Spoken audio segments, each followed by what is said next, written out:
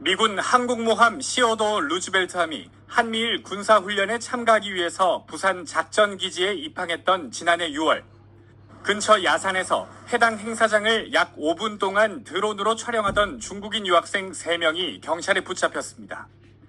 이들의 휴대전화와 노트북 등을 포렌식 분석한 결과 2023년 2월 부산항에 들어왔던 미국 핵추진 잠수함을 비롯해 우리 군시설 관련 사진 수백 장이 발견된 걸로 전해졌습니다. 국가정보원은 오늘 국회 정보위원회에 중국인들의 무단 촬영이 지난해 6월부터 최근까지 11건 적발됐다고 비공개로 보고했습니다. 적발된 이들은 대부분 관광객이나 유학생이었지만 미성년자도 있었습니다. 촬영 대상은 군 기지와 공항 항만, 국정원 등 핵심 군사시설과 국가 중요시설에 집중됐다고 설명했습니다. 군사기지법 적용 경계선 밖에서 고성능 카메라 또는 무전기를 사용해서 활동하는 등 국내법 회피 의도가 다분하다고. 국정원은 이들의 무단 촬영을 한미 핵심 전력 정보를 획득하려는 저강도의 정보 활동으로 봤습니다.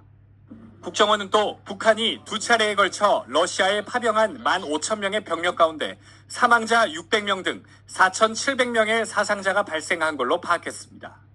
북한 노동자 15,000명이 러시아로 송출된 걸로 추정된다는 설명도 덧붙였습니다. 군사적으로는 정찰위성, 발사궤 기술 자문, 무인기 실물, 전자전 장비, 대공미사일 SA-22 등 이런 것을 갖다 제공받는 거로. 러시아가 북한에 현금을 준 정황은 포착되지 않았다고 국정원은 밝혔습니다. 파병이 길어지면서 과음 등 일탈 행위도 발생했지만 현대전에 적응하며 전투력이 향상됐고 파병 대가로 경제적 보상도 받았다고 전했습니다. 금속, 항공, 에너지, 관광 등 14개 부분에서 산업 현대화를 논의 중에 있습니다. 러시아에 북한 노동자 1만 5천 명 정도가 송출된 것으로. 아직 가시적인 움직임은 없지만 추가 파병 가능성도 있는 것으로 보고 있습니다. 다음 주 러시아 전승절에는 김정은 위원장 대신 최룡해 최고인민회의 상임위원장 등 다른 인사가 참석할 가능성이 크다고 전망했습니다. 국정원은 또 중국인들이 우리 군사시설 등을 무단 촬영한 사건이 지난해 6월부터 최근까지 모두 11건 발생했다고 밝혔습니다.